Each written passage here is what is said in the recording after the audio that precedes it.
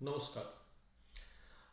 এর আগের দিন বলেছিলাম যে আজকে দ্বিতীয় ভাব নিয়ে আলোচনা করব। তো আগের দিন আমাদের আলোচনা করেছিলাম লগ্ন ভাব বা প্রথম ভাব। জন্ম ছকে জন্ম ছক বিচার করতে গেলে প্রথমে আমরা প্রথম ভাবটা বিচার করে থাকি। এরপরে যে ভাবটা নিয়ে বিচার করে থাকি সেটা হচ্ছে সেকেন্ড ভাব। তো সেকেন্ড ভাব বলতে আমরা যেগুলো বুঝি সেটা হচ্ছে সাধারণভাবে সেকেন্ড ভাব বা দ্বিতীয় ভাব থেকে ধন, বাক্য বা স্পিচ এবং ফ্যামিলিকে বোঝায়। বেদিক অ্যাস্ট্রোলজিতে দ্বিতীয় ভাবকে ধনভাব বলে উল্লেখ করা হয়েছে। এখানে আমরা স্পিচের কথাও বলি, মানে বাকের কথা বলে থাকছি, আর ফ্যামিলির কথা, ধন সম্পদের কথা সবই আলোচনা হচ্ছে, ভ্যালুর কথা আমরা সবই এই ঘর থেকে বিচার করে থাকি। আবার মৃত্যু বিচারের ক্ষেত্রে মারক স্থান হিসেবে দ্বিতীয় ঘরকে বিচার করা হয়ে থাকে। ওয়েলথ অ্যান্ড প্রসপারিটি দ্বিতীয় ভাব থেকেই বিচার করা হয়ে থাকে। দ্বিতীয় ভাব থেকে বোঝা যায় গেইনস বা প্রফিটস, লসেসও বোঝা যায়। কারণ গেইনস যদি ভালো না হয় এবং এটা ভীষণভাবে অ্যাফ্লিক্টেড থাকে তাহলে এটা লসও ইন্ডিকেট করে থাকে। দ্বিতীয় ভাব থেকে gems, jewelleries, precious metals like golds, pearls, rubies, diamonds, যে কোনো ধরনের প্রিসিয়াস মেটাল সেটাও কিন্তু সেকেন্ড হাউস থেকে গণনা করা হয়ে থাকে, কারণ এটা ধন সম্পদ। আর যেই ধন সম্পদ আমরা গণনা করছি সেগুলো এই দ্বিতীয় ভাব থেকে আমরা গণনা করে থাকি। দ্বিতীয় ভাব থেকে বন্ডস, সিকিউরিটিজ, স্টক, শেয়ার্স, মর্গেজেস এগুলো গণনা করা হয়ে থাকে যখন দ্বিতীয় ভাব তৃতীয় এবং দ্বাদশ ভাবের সঙ্গে একটা সম্বন্ধ সৃষ্টি করে। কারণ ভাবে যে কোনো ধরনের ডকুমেন্টেশন থার্ড হাউস থেকে গণনা হলেও থার্ড হাউস যখন সেকেন্ড হাউসের সঙ্গে কানেকশনে আসে তখন বোঝা যায় যে এটা ধন সম্পদ হিসেবে এই কাগজপত্রগুলো বা ডকুমেন্টসগুলো থাকছে। ব্যাংক ব্যালেন্স, একটা মানুষ তার জীবনে যত অর্থ রোজগার করে এবং তার যেটা সিকিউরড ব্যালেন্সটা কিন্তু আমরা সেকেন্ড ভাব থেকে বা দ্বিতীয় ভাব থেকে দেখে থাকি।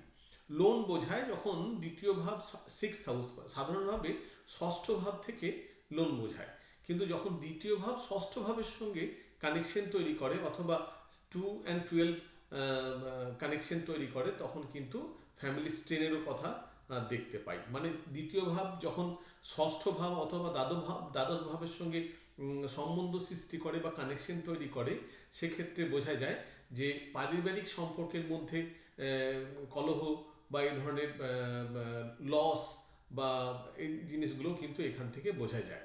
আবার দ্বিতীয় ভাব যখন পঞ্চম ভাবের সঙ্গে ভীষণ ভালোভাবে কানেকশন থাকে তখন সেটা স্পেকুলেশনের মাধ্যমে অর্থ, গ্যামলিংয়ের মাধ্যমে অর্থ, এগুলো কিন্তু বোঝা যায়। আবার এখানে যদি রাহু সঙ্গে যোগ হয়ে থাকে তাহলে এটা কিন্তু এরকমও হতে পারে সে হয়তো খুব স্পেকুলেশনের মাধ্যমে অনেক অর্থ রোজগার করলো অথবা পুরোটাই ডুবিয়ে ফেললো, এটাও কিন্তু হতে পারে। যখন দ্বিতীয় ভাব অষ্টম ভাব এবং একাদশ ভাবের সঙ্গে কানেক্ট করে তখন এটা গার্জিয়ানশিপের মাধ্যমে মানি, ইন্স্যুরেন্সের মাধ্যমে মানি, অথবা মানে মেহনত না করে পরে যে ধরনের টাকাগুলো পাওয়া যায়, অনেক ক্ষেত্রে 2 নম্বরই অর্থ বলতেও এটাও কিন্তু বোঝা যায় যখন দ্বিতীয় ভাব অষ্টম ভাব এবং একাদশ ভাবের সঙ্গে সংযোগ স্থাপন করে। বৃহস্পতির দৃষ্টি দিলে তাহলে সেটা মানে ওয়ার্ক উইদাউট এফর্ট, মানে মানি উইদাউট এফর্ট অর ওয়ার্কিং, সেটা বোঝা যায়। মানে মেহনত না করে, কর্ম না করে যদি কোনো রকম অর্থ পাওয়া যায় সেটা 2, 8, 11 কানেকশনে যদি বৃহস্পতির দৃষ্টি থাকে হয়। আবার উল্টে যদি রাহুর দৃষ্টি থাকে তাহলে কিন্তু 2 নম্বরই সোর্সে বা অন্যান্য জায়গা থেকেও রোজগার বোঝা যায়। সেকেন্ড হাউস থেকে আমরা নিকট আত্মীয় গণনা করে থাকি। যখন কোনো ম্যারেজের ক্ষেত্রে আমরা গণনা করি তখন 2, 7, 11কে কানেক্ট করি এই জন্য যে সেকেন্ড হাউস থেকে আমরা বিবাহের পরে যে নতুন সম্বন্ধ বা নতুন কুটুম্ব সেটাকেও কিন্তু এই ঘর থেকে আমরা বিচার করে থাকি। আবার সেকেন্ড হাউস থেকে দ্বিতীয় ম্যারেজও গণনা করা হয়ে থাকে। অনেকে আবার এই ধারণা পোষণ করেন যে নবম ভাব থেকে সেকেন্ড ম্যারেজের গণনা হয়ে থাকে, কারণ সেটা সপ্তমের তৃতীয়, সেই জন্য ওটাকে নবম ভাব থেকেও গণনা করা হয়ে থাকে। কিন্তু যদি দেখা যায় কারো সপ্তমপতি ভীষণভাবে ডিস্টার্ব সেকেন্ড হাউসে শনি অথবা চন্দ্র অথবা লগ্ন থেকে শনির অবস্থান অথবা দ্বিতীয় পতি ভীষণভাবে অ্যাফ্লিক্টেড, সেক্ষেত্রেও কিন্তু দ্বিতীয় বিবাহের একটা যোগ থেকে যায়। দ্বিতীয় বিবাহের ক্ষেত্রে অবশ্যই সপ্তম ভাবের সাবলর্ড আইদার মার্কারি হতে হবে, অথবা সপ্তম ঘরে বুধ অবস্থান করতে হবে, অথবা সপ্তম পতি দ্ব্যর্থক রাশিতে অবস্থান করে দ্ব্যর্থক রাশির অধিপতির সঙ্গে অবস্থান করতে পারে। এগুলো অনেকগুলো কম্বিনেশন তৈরি হয়, সেই কম্বিনেশনের মাধ্যমেই সেকেন্ড ম্যারেজ বোঝা যায় শুধু সেকেন্ড হাউস থেকে। সেকেন্ড হাউস ইন্ডিকেটর, কিন্তু it is not the final decision maker.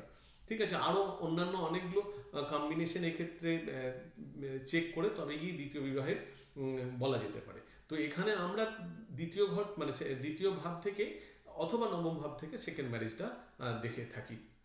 যদি কোনো শুভ গ্রহ দ্বিতীয় ঘরে বসে থাকে তাহলে সেক্ষেত্রে ধন সম্পত্তির উত্থান বা অনেক প্রাচুর্য দেখা যায়।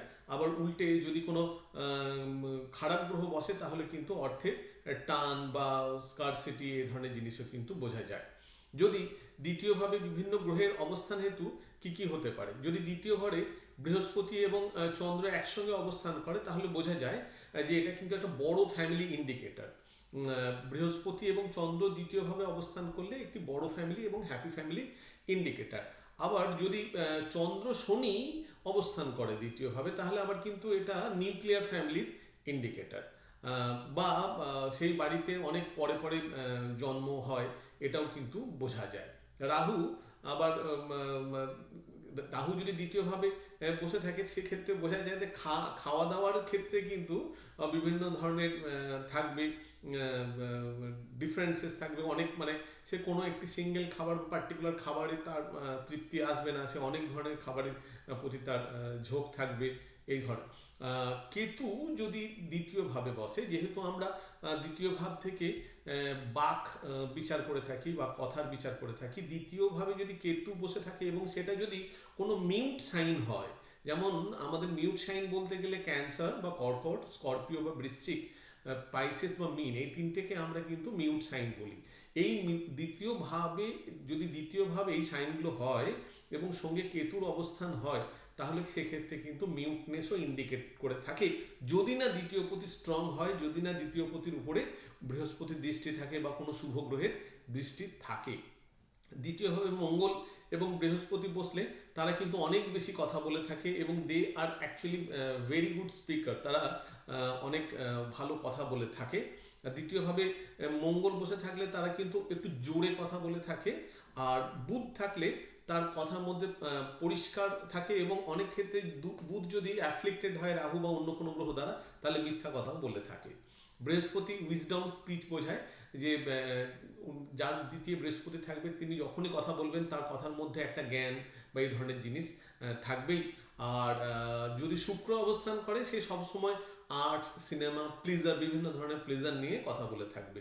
শনি থাকলে খুব রিজার্ভ প্রকৃতির হয়, কম কথা বলতে চান, এবং যদি রবি থাকে তাহলে তার কথাটাই হবে কিন্তু ডিগনিফাইড স্পিকারের মতো তিনি কথা বলবেন। ম্যারেজের ক্ষেত্রে আবার বললাম যে সেকেন্ড হাউস থেকে আমরা দ্বিতীয় ম্যারেজ বিয়ে করে থাকি, কিন্তু অনেক লোক আছে যারা, মানে অনেক অ্যাস্ট্রোলজার আছে যারা নাইন্থ হাউস থেকেও সেকেন্ড ম্যারেজে করে। আর শারীরিক গঠনের ক্ষেত্রে দ্বিতীয় ভাব থেকে আমরা right eye, vision, nails, tongue, nose, teeth, cheek, chin, এগুলো কিন্তু আমরা দেখে থাকি। যদি দ্বিতীয়ভাবে এই গ্রহগুলো কোনো গ্রহ যদি দ্বিতীয় পতি অথবা দ্বিতীয়ভাবে অবস্থান করছে এরকম গ্রহ, অথবা দ্বিতীয় ভাবকে কোনো খারাপ দৃষ্টি প্রভাবিত করে তাহলে কিন্তু এই অর্গানগুলোর উপরেও কিন্তু প্রভাব ফেলতে পারে। আর দ্বিতীয় ভাব থেকে আমরা অ্যাপটিটিউড ফর মিউজিকও দেখে থাকি। যদি দ্বিতীয় ভাব এয়ারি সাইন হয় তাহলে সেক্ষেত্রে কিন্তু তারা ভোকালিস্ট হয়ে থাকে। আর যদি সঙ্গে দ্বিতীয়ভাবে মার্স, স্যাটার্ন অথবা ভেনাস অবস্থান করে তাহলে কিন্তু তারা যন্ত্রের প্রতি তাদের থাকে, তবলা বা বিভিন্ন ধরনের যন্ত্র যেগুলো রয়েছে তার প্রতি তাদের বেশি আকৃষ্ট হয় বা তারা এই ধরনের করে। আর যদি আপনার এর মধ্যে লগ্ন, আবার অনেক ন্যাশনালের ক্ষেত্রে, মানে একটা দেশের মন্ডেন অ্যাস্ট্রোলজিতে সেকেন্ড হাউস ন্যাশনাল ওয়েলথকে দেখিয়ে থাকে। ল সুইটসকেও দেখিয়ে থাকে trade business depending on planetary influences. আর দ্বিতীয় ভাব থেকে আমরা আর মারক স্থান বললাম আপনাদের, যে মারক স্থান হিসেবে দ্বিতীয় ভাব আমরা গণনা করে থাকি। যখন একটা মানুষের আয়ু গণনা করা হয়ে থাকে তখন আমরা দ্বিতীয় সপ্তমপতি মারক বাধক অষ্টমপতি তৃতীয়পতি দ্বাদশপতি এগুলো সব গণনা করে থাকি। দ্বিতীয় ভাব only indicator, it's not the final decision maker. আবার বলছি, একটা মানুষের আয়ু বা মৃত্যুর ক্ষেত্রে কিন্তু অনেকগুলো প্যারামিটার্স আমরা গণনা করে থাকি। দ্বিতীয় একটা পার্ট, তার মধ্যে মারক স্থানের একটা কিছু ফাংশন আছে, তো সেই ফাংশনটা একটা পার্ট অনলি। আর সেকেন্ড হাউস থেকে আমরা যদি ওভারঅল আলোচনা করি তাহলে সেকেন্ড হাউসকে primarily wealth house, speech house এবং ফ্যামিলি ভ্যালুসের ক্ষেত্রে আমরা গণনা করে থাকব। আশা করি আপনাদের এই ভিডিওটি ভালো লাগবে। যদি ভিডিওটি ভালো লেগে থাকে তাহলে লাইক শেয়ার সাবস্ক্রাইব করে দেবেন। থ্যাংক ইউ, সবাই খুব ভালো থাকবেন। নমস্কার।